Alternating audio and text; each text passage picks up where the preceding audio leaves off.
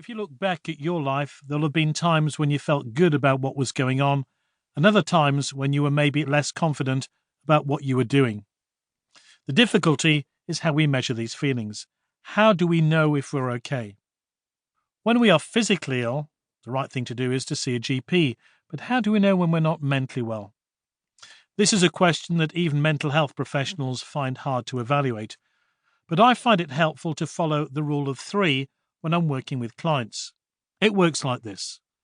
If you're feeling depressed or anxious more than 3 times in a week, and this period goes on for more than 3 weeks in a month, it's time to consider seeking help. Of course, this is not a hard and fast rule. In the way that you wouldn't rush to your doctor for every slight ailment or minor injury, it's the same with mental health.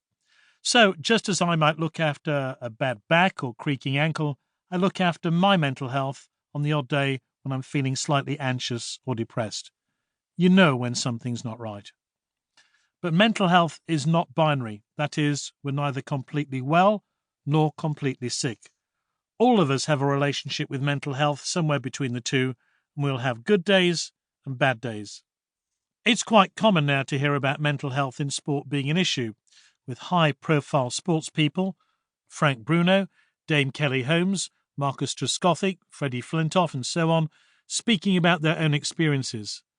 These people have shown bravery to go public about their very personal problems, but the vast majority of those owning up only do so once their sports careers have come to an end. Keyboard warriors on social media will sometimes criticize sports people who have had their every need catered for.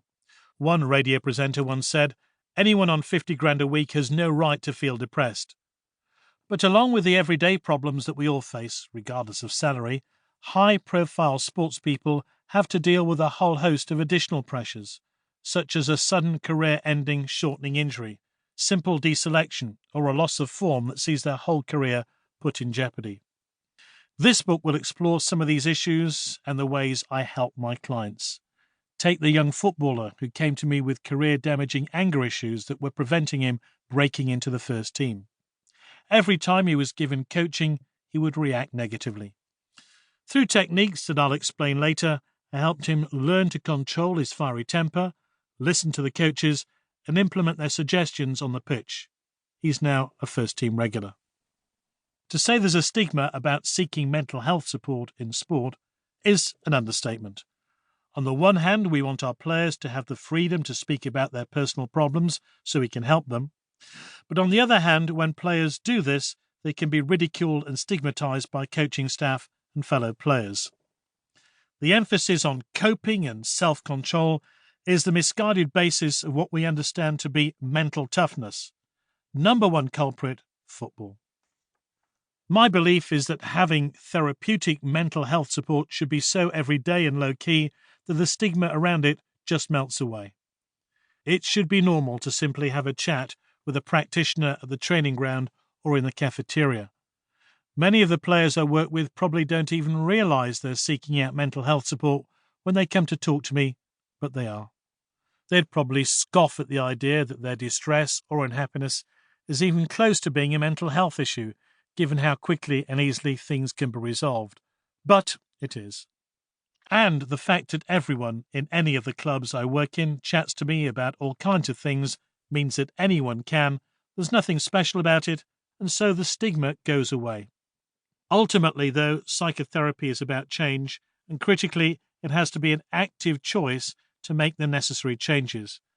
As the joke goes, question: how many psychotherapists does it need to change a light bulb? Answer: none. The light bulb has to want to change.